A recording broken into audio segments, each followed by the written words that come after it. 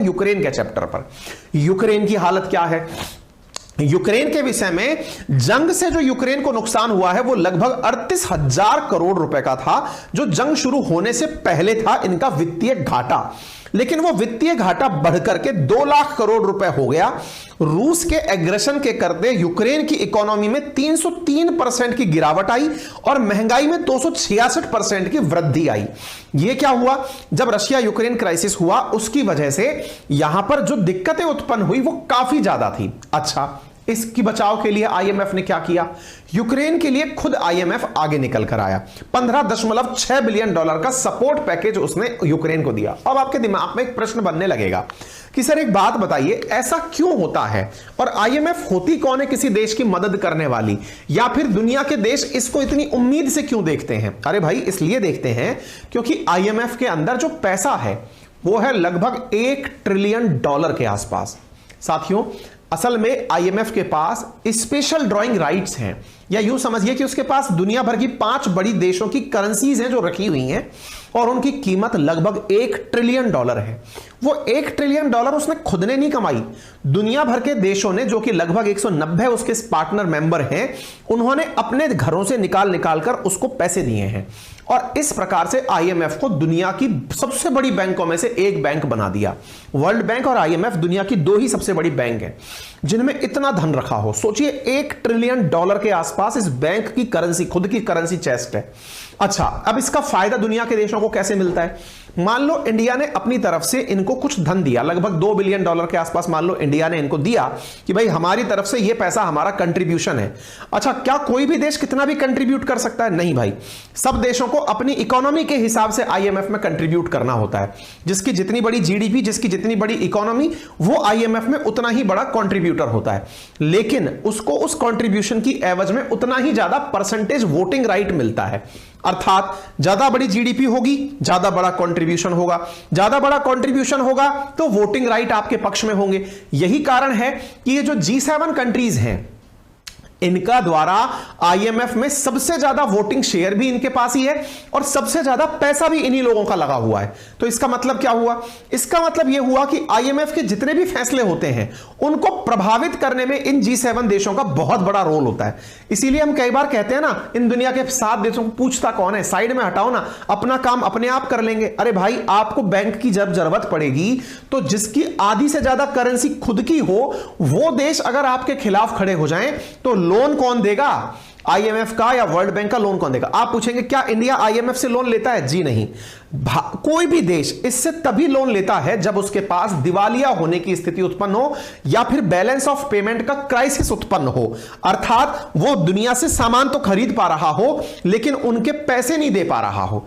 ऐसी स्थिति में ही आईएमएफ से लोन लिया जाता है। यानी आईएमएफ का लोन केवल विपरीत परिस्थितियों के लिए ही बना है, दुनिया के देशों को फेल होने से बचाने के लिए ही बना है। आपके दिमाग में सवाल आएगा, और वर्ल्ड बैंक किसी भी देश को रीस्ट्रक्चरिंग के लिए या कंस्ट्रक्शन के लिए लोन देती है। जैसे इंडिया के अंदर हो सकता है वर्ल्ड बैंक किसी सड़क का निर्माण करवा रही हो, किसी डैम का निर्माण करवा रही हो, कहीं हाईवेज का, कहीं रोडवेज का, इनका निर्माण करवा रही हो। ठीक है, तो वर्ल्ड बैंक का काम तो स्ट्रक्चर या कंस्ट्रक्शन में होता है, लेकिन आईएमएफ का जो उपयोग होता है वो उपयोग होता है भविष्य के लिए देश को पेमेंट के क्राइसिस से बचाना। इसी वजह से दुनिया का कोई भी देश आईएमएफ से लोन नहीं लेता, क्योंकि आईएमएफ पैसे के वापसी की चिंता नहीं करती है।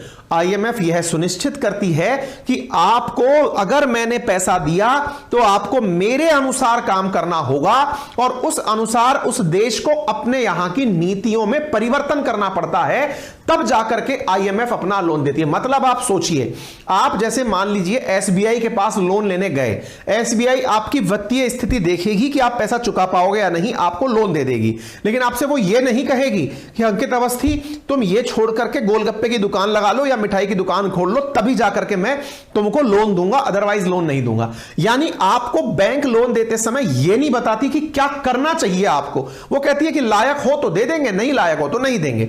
लेकिन आईएमएफ तो देती ही तब है जब आप नालायक हो जाते हो। इसका मतलब आईएमएफ आपको बचाने के लिए आती है और पेमेंट करने के नाम पर वो आपके यहां पर बहुत सारे परिवर्तन कराती है।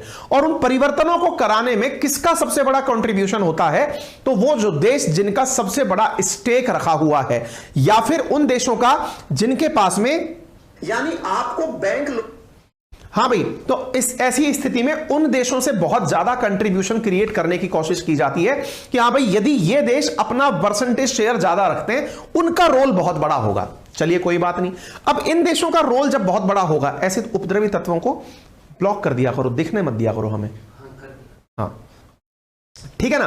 तो अब इसका मतलब क्या हुआ? इसका मतलब यह हुआ कि परसेंटेज शेयर को अगर ऊपर नीचे करना है तो आपको अपनी इकोनॉमी को ग्रो करना होगा। मान लीजिए इंडिया दुनिया की 5वीं बड़ी इकोनॉमी है, तो आपके दिमाग में प्रश्न बनेगा, क्या इंडिया का वोटिंग राइट या इंडिया का जो वहां पर धन है वो दुनिया में 5वें नंबर का ही है क्या? नहीं, हम वहां पर 8वें रैंक पर आते हैं।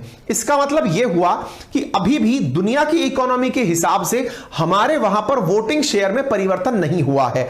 इसी कारण इंडिया आईएमएफ के अंदर सुधार की मांग करता है। बोले सर, आपने शुरुआत की थी कि लोन कैसे मिलता है यह बताने के लिए। हमने कहा तो सुनो, होता क्या है, दुनिया के जितने भी भागीदार देश हैं जो आईएमएफ में पार्टिसिपेट करते हैं, लगभग 190 देश हैं, वो देश यह निर्धारित करते हैं कि अपने अपने देशों से हम अपनी हैसियत के अनुसार, अपनी जीडीपी के अनुसार इसको पैसा देंगे। तो पूरे देशों का एक सिस्टम डिसाइड होता है, 100% में से सब लोग अपना अपना जीडीपी के अनुसार धन दे देते हैं। ठीक है, अब धन दे दिया, मान लीजिए आपने, जैसे इंडिया का उदाहरण दिया, मान लो इंडिया ने $2 बिलियन आईएमएफ में जमा करा दिए। अब लेकिन कभी इंडिया को अगर जरूरत पड़ जाए तो इंडिया आईएमएफ से $4 बिलियन ले सकती है। यानी जितना धन आपने जमा कराया है उसका जस्ट डबल आप लोन के रूप में ले सकते हो। यह फैसिलिटी आईएमएफ देती है।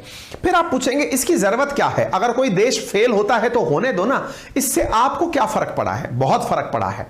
दुनिया का अगर कोई भी देश फेल होता है तो इसका बहुत बड़ा क्राइसिस यह है कि उस देश के फेल होने से दुनिया पर संकट उत्पन्न होता है। आज के लिए आपको क्या लगता है, अगर पाकिस्तान एक फेल कंट्री हो जाए, यानी यहां की इकोनॉमी सरवाइव ही ना करे, पूरी तरह दिवालिया हो जाए, तो क्या होगा?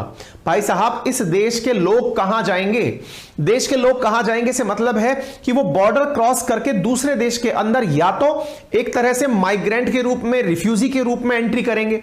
जो लोग थोड़े से इस प्रकार कहेंगे नहीं साहब हमको तो रिफ्यूजी नहीं बनना, वो बम गोले उठा लेंगे। तो इस प्रकार के जो देश के लोग होते हैं उनको शांत बनाए रखने के लिए देश को अंगेज करके रखना दुनिया की मजबूरी होती है।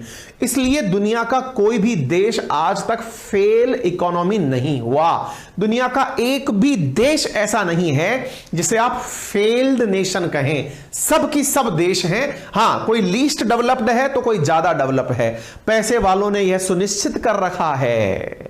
अब यहां पर बहुत बड़ा खेला है। दुनिया वालों ने यह निश्चित कर रखा है कि किसी को भी एकदम गरीब नहीं रहने देना है।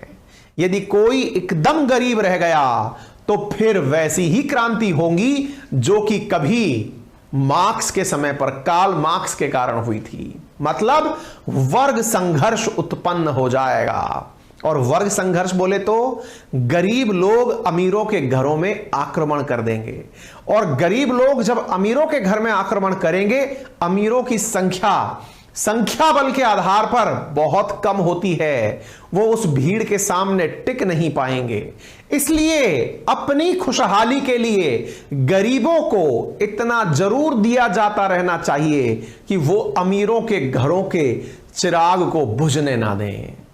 उन्हें उनकी जिंदगी में उलझा कर रखिए। विचार करिए, अगर कोई भी देश अगर एज ए फेल, आप किसी भी जगह कल्पना कर लीजिए, आप जिस शहर में रहते हैं उसी की कल्पना कर लीजिए। आप जिस देश में रहते हैं, आप जिस शहर में रहते हैं उसी की कल्पना कर लीजिए।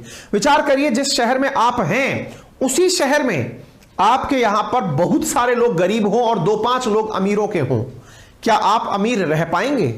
असंभव है। इसलिए अमीरी केवल अकेले को मिले यह बिल्कुल भी जरूरी नहीं है और होनी भी नहीं चाहिए। क्यों? क्योंकि इससे वर्ग संघर्ष उत्पन्न होता है। इसीलिए कहा जाता है कि डेवलपमेंट इंक्लूसिव होना चाहिए, यानी समावेशी प्रकार का होना चाहिए, सबका होना चाहिए। इसीलिए सरकारों के द्वारा गरीबों के लिए तमाम योजनाएं चलाई जाती हैं। ऐसे ही दुनिया के देशों के द्वारा गरीब देशों के लिए इस प्रकार की योजनाएं चलाई जाती। हमारे कोर्सेज, पेड कोर्सेज जो हैं वो ले सकते हैं, जो कि उपयोगी हैं state PCS, UPSC foundation, SSC, railway, defence, इन सभी परीक्षाओं के लिए। यहां पर हिस्ट्री, ज्योग्राफी, पॉलिटी, इकोनॉमी जैसे सब्जेक्ट आपको पूरे डिटेल से पढ़ने को मिलेंगे बहुत ही नॉमिनल कीमत पर, दैट इज 1999 ओनली। ये हमारे टेलीग्राम चैनल्स हैं जहां पर आपको कंटेंट की पीडीएफ मिल जाएगी। किसी प्रकार की तकनीकी सहायता के लिए आप इन नंबर्स पर कॉल कर सकते हैं सुबह शाम से शाम 8 बजे तक। फिलहाल के लिए इतना ही। अपना ख्याल रखें, बड़ों का सम्मान करें, छोटों को प्यार दें, अपना व्यक्तित्व इस प्रकार से विकसित करें कि महिलाएं आपके साथ सुरक्षित और सम्मानित महसूस करें। Thank you so much.